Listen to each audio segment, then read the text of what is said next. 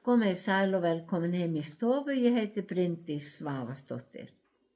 Í dag 1. september er 14. sunnudagur eftir þrenningarhátíð. Þema dagsins er eining í Kristi. Í lektíunni sem ég mun tala út frá, lofar Davíð drottinn fyrir gjafir hans. Í pistlinum segist Páll þakklátur Guði fyrir trúsystkini sín og í Guðspjallinu læknaði Jesús marga þjáðust af hinum ýmsu sjúkdómum og rak út marga illa anda. En við skulum byrja þessa stund eins og alltaf á því að signa okkur og við segjum saman í nafni Guðs, Föður, Sonar og heilags anda. Amen. Heyrum hvaða boðskap lektían færir okkur, en hún úr fyrri krónikubók 29. kafla og hljóðar svo.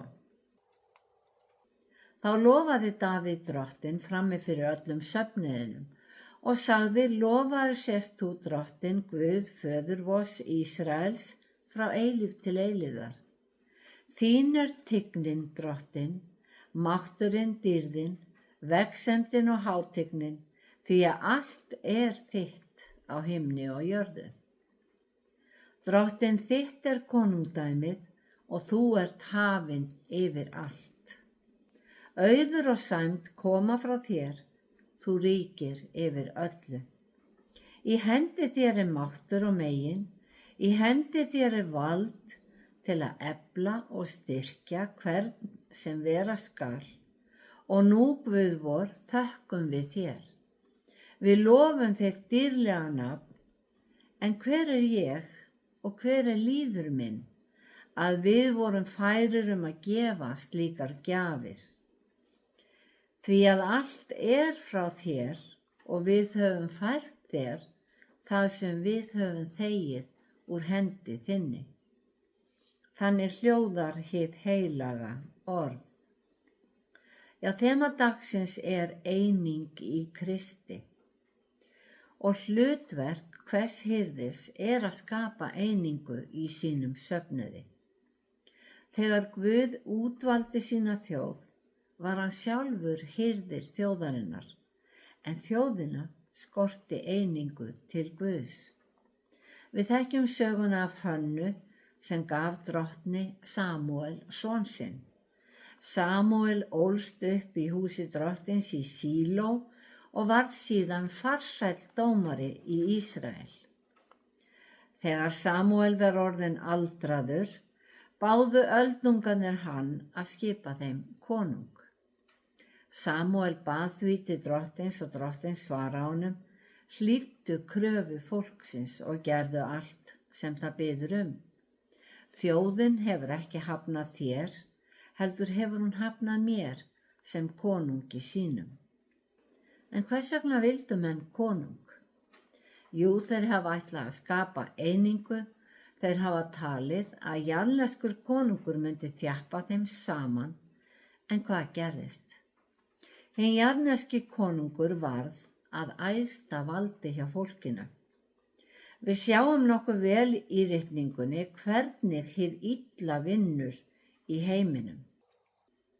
Það ekki það að Guð leyfi hinu illa að gerast, heldur ástæðan sú að Guði hefur verið úthýst, hafnað af fólkinu.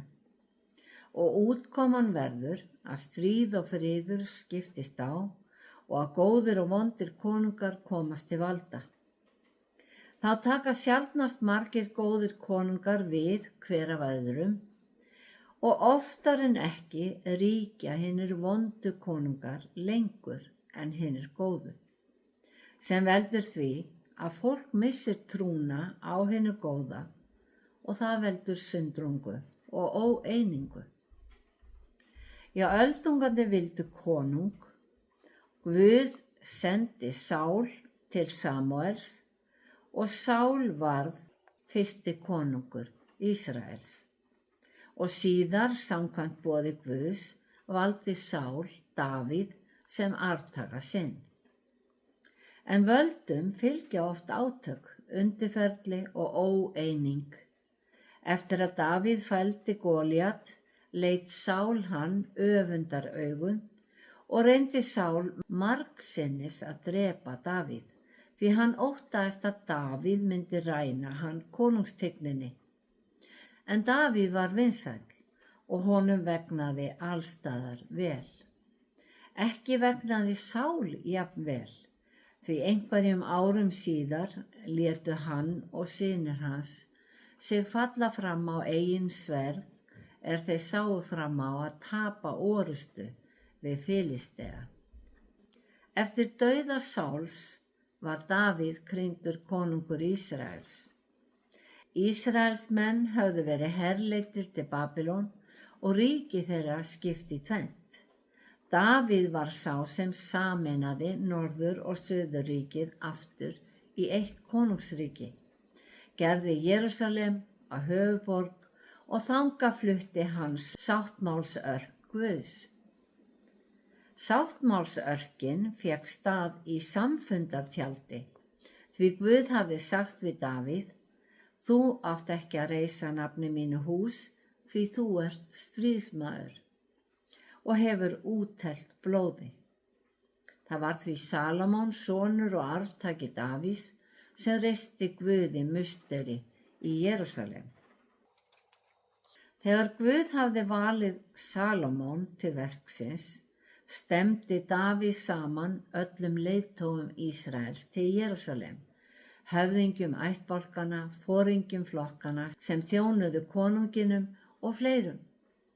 Hann sagði þeim frá byggingaráformum musterisins, að hann hafi sjálfur gefið gull, silfur, dýrindi steina til verksins og fékk þá til að gefa fé til að greiða kostnaðinn við vinnuna við Guðs hús.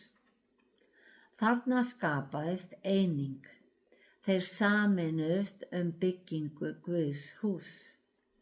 Davíð hefði sjálfsagt getað látið útgjöldin falla á konungsríkið, en hann valdi að virkja aðra með sér og gera þannig verkið að sameiginlegu átaki.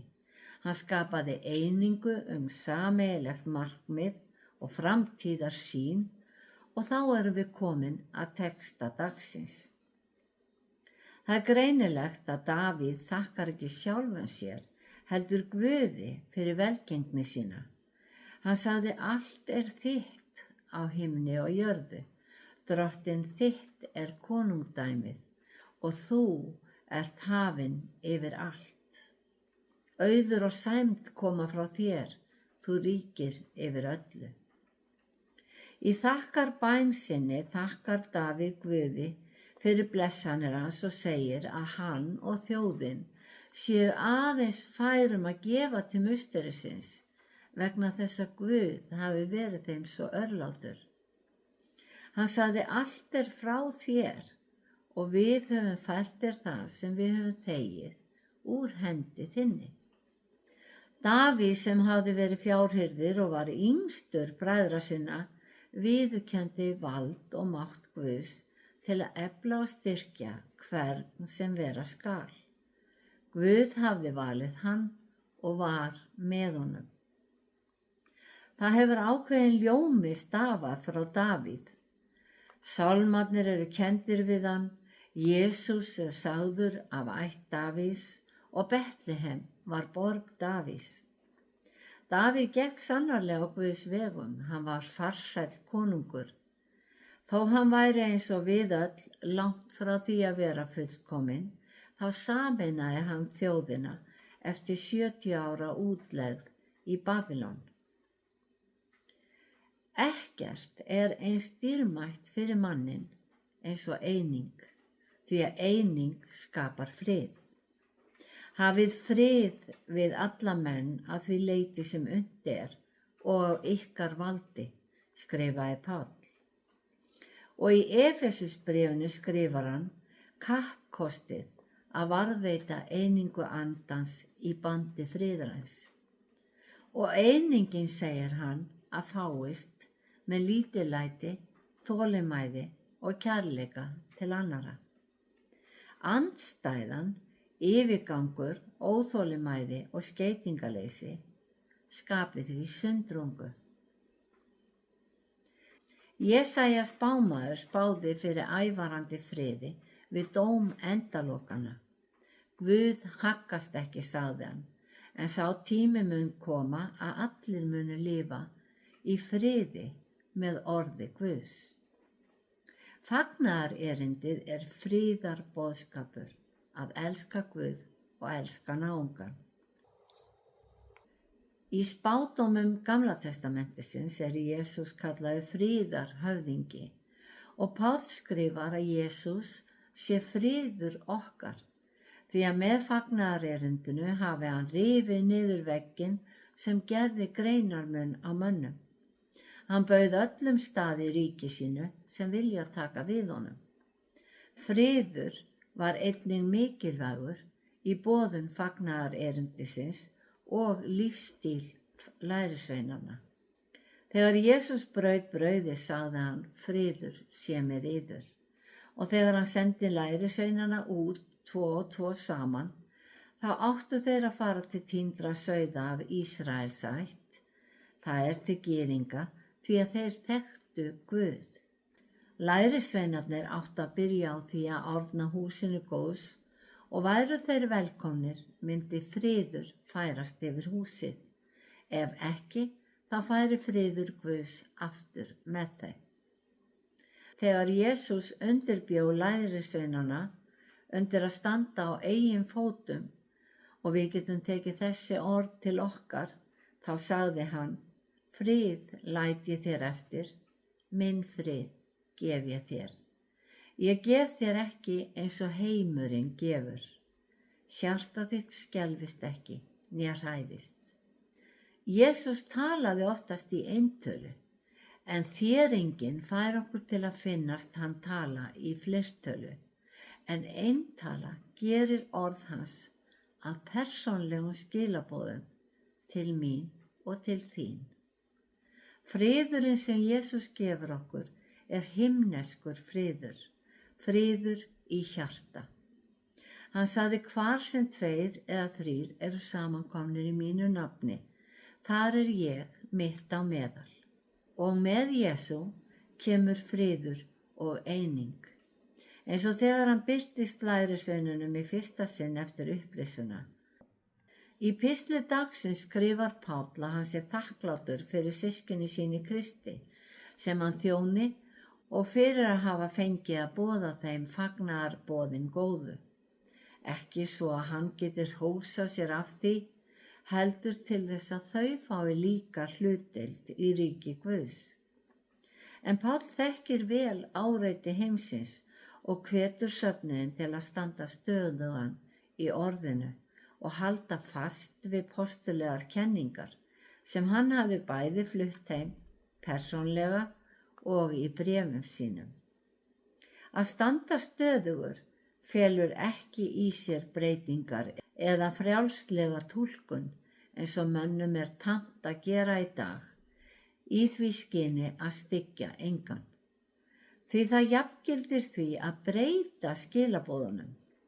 Við eigum að standa stöðug og vita hvað fagnaðarerindi snýst, svo að við getum sameinast systkinum okkar í Kristi og guðdómi himins og einingin haldist. Þessi boð, ást og friður eru mikilvæg, en ef við getum ekki átt kærleiksríkan frið við náungan, þá skrifar Páll að Drottinn Jesús og Guð Faðir sem elskar okkur og gefur náð, muni hugga hjörtu okkar og styrkja okkur í sérhverju góðu verki og orði.